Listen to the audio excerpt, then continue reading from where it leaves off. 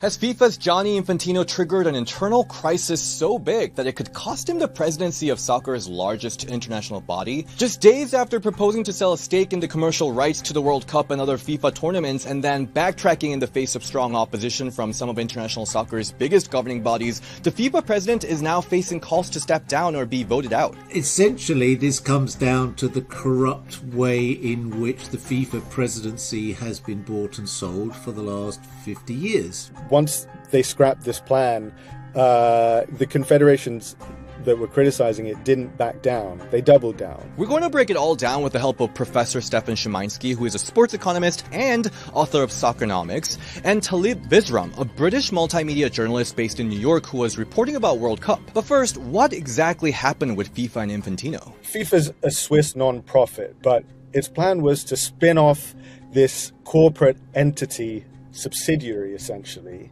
that would take control of all the commercial aspects of the business. So all the stuff that makes money. So ticketing, hospitality, broadcasting rights, and essentially sell minority shares to external investors. And the lead investor would be a new private equity company that was set up earlier this year by Joshua Kushner, who is the brother of Jared Kushner, who is the son-in-law of Donald Trump.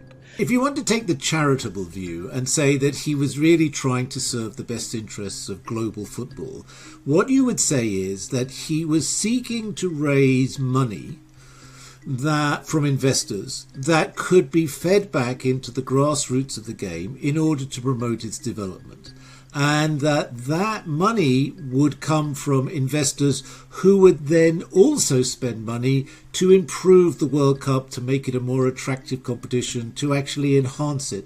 So the idea is that everybody could be a winner. This is money that could be spent on things like trips abroad to play football, refereeing, pitches, things that a lot of smaller nations need. And so this is a very attractive pitch, actually, to a lot of the smaller nations. Of course, the skeptical view of that is to say, well, okay, firstly, this is working fine as it is. It's not in decline. It doesn't need pepping up. It doesn't need this.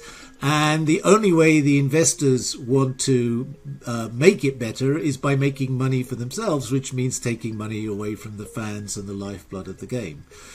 And then the second thing you would say about it is also the money you're bringing in. This isn't going to the grassroots. This isn't going to invest in the game. You're just trying to siphon off money and feed it to your cronies so that you can retain power. The proposal sparked immediate backlash from some of the biggest international football bodies in the world, like UEFA, which is a European federation, and CONCACAF, which covers Northern, Central America, and Caribbean, and by AFC, the Asian Football Confederation. One of the things that really threw people off was that this wasn't something that FIFA announced transparently. It was something that was leaked through really great journalism, actually, a scoop from Martin Ziegler at the Times of London. They basically showed that coming out of this really successful World Cup, by all accounts, that money generated, and it's going to be something like $15 billion generated for FIFA from the 2026 World Cup cycle, just wasn't enough. The strong opposition forced Infantino to abandon the plan. When this news came out, I think what became clear is that this had been going on for a long time. You don't set up something like this in, a day or two. This must have been going on for a couple of years, and all these things that had happened during this World Cup were being done as basically as proof of concept to investors to say, look, the World Cup is marketable, it's bringing in $15 billion, and we can make even more for you. We had things in this World Cup like hydration breaks, which were essentially an excuse for ad breaks. We had an expanded tournament. We had a Super Bowl-esque halftime show. we had extremely astronomical ticket prices because FIFA for the first time put in a system of dynamic pricing and took control of the secondary market and took a cut from the secondary sales. Now the focus has shifted from the proposal itself to whether Infantino's leadership has been permanently damaged. Once they scrapped this plan, the confederations that were criticizing it didn't back down. They doubled down.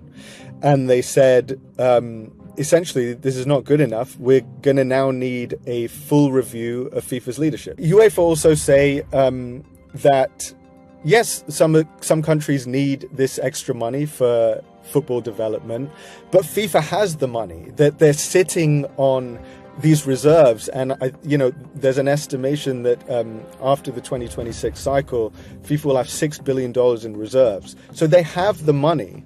What is the need to bring in private equity, which is, often brought in to restructure or to save a failing company? This is not a failing company. This is very much a profitable non-profit. At the heart of this debate is a much bigger question than simply raising money. Should one of the world's most iconic sporting events ever become part of a private investment strategy? I'm in favor of the idea of a separation between FIFA and actually running the World Cup. I don't think it is appropriate for the governing body to run a competition.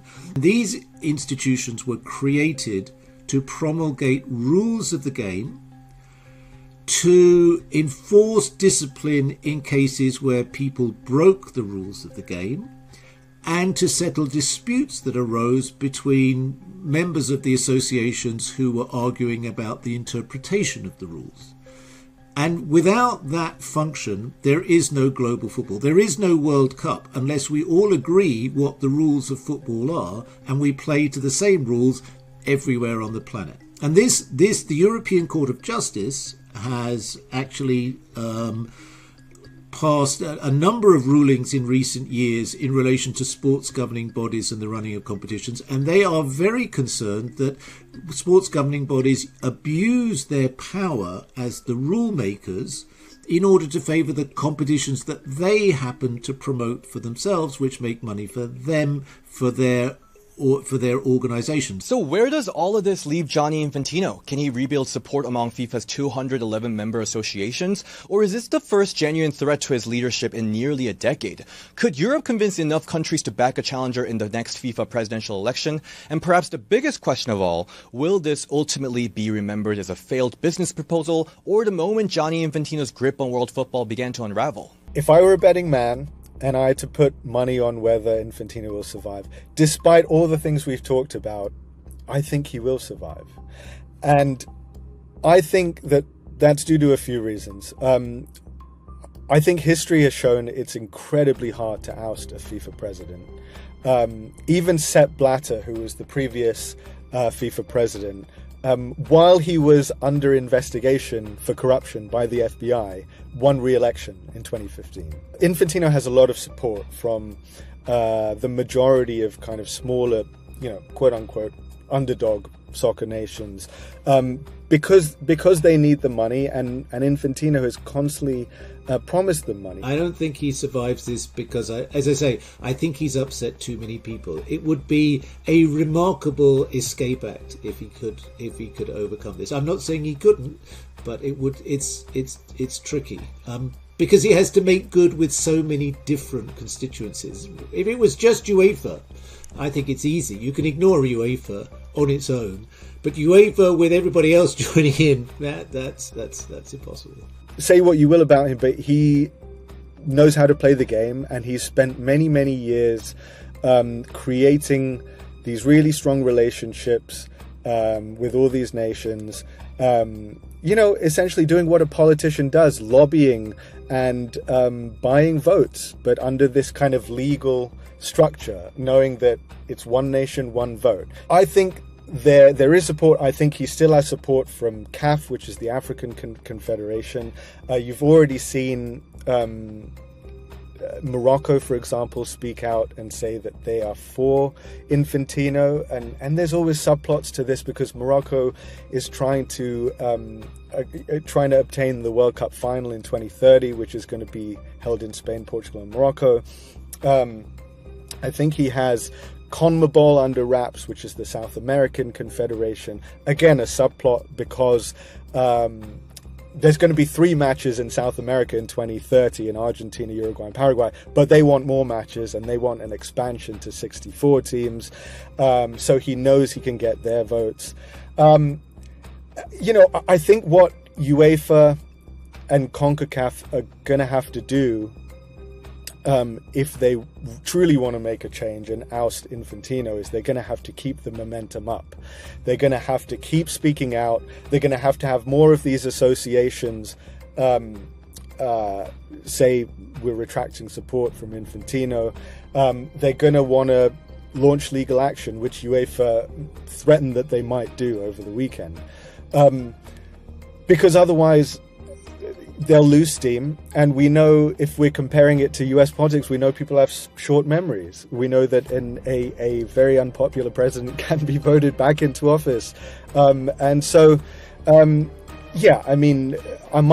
guess is as good as anyone's.